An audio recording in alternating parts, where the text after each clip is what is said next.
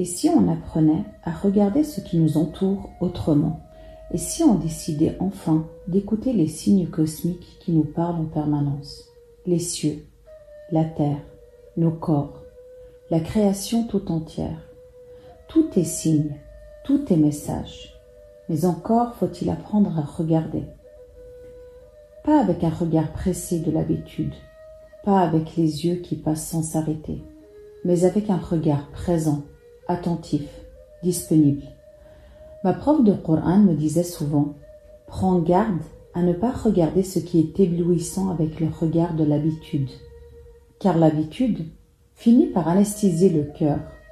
Elle nous fait passer à côté de ce qui est immense, de ce qui est précis, de ce qui est profondément parlant. Le Coran, lui, nous appelle à un autre type de regard, un regard qui contemple, un regard qui réfléchit, un regard qui cherche à reconnaître.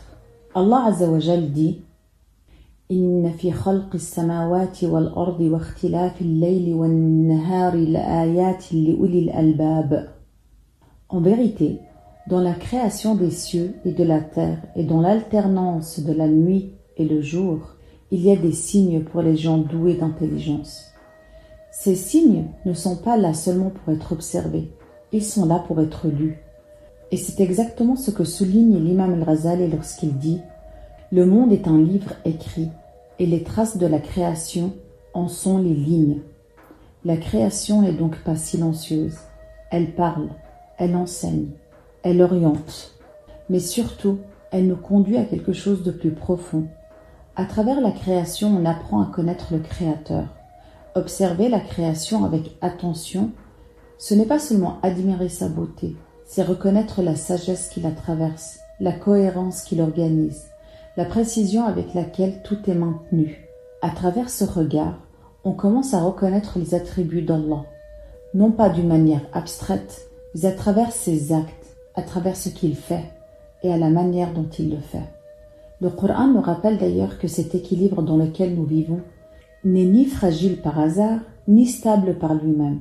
Allah Azza wa Jal dit « Inna Allah yumsiku as-samawati wal-ardi an tazula ولئن زالتا إن أمسكهما من أحد من بعده إنه كان حليما غفورا. Allah retient les cieux et la terre pour qu'ils ne disparaissent pas, et s'ils venaient à disparaître, nul après lui ne pourrait les retenir. Il est certes indulgent et pardonneur. Tout est tenu, tout est porté, tout est maintenu par une volonté consciente, sage, bienveillante. Et parfois, la création ne se contente pas de nous révéler notre Créateur. Elle nous éduque. Cette année, j'ai choisi de méditer sur l'automne. Jour après jour, j'ai observé les feuilles, leur lente transformation, le passage du vert au jaune, du jaune à l'orange, puis au rouge, jusqu'à ce moment où la feuille se détache et tombe. Rien ne se fait dans la brutalité, rien ne se fait dans la précipitation. Le changement prend du temps. Il se fait par étapes. Il respecte un rythme. Cette observation m'a profondément enseigné. Elle m'a appris comment accueillir le changement dans ma propre vie. Elle m'a appris que le changement ne s'impose pas, qu'il se traverse, qu'il demande patience, adaptation, douceur envers soi-même. À ce moment-là, je n'étais pas seulement en train de dire Subhanallah devant cette beauté. J'étais en train de recevoir une leçon. La création devenait une éducatrice, un miroir, un rappel vivant. C'est ainsi que la nature cesse d'être un simple décor.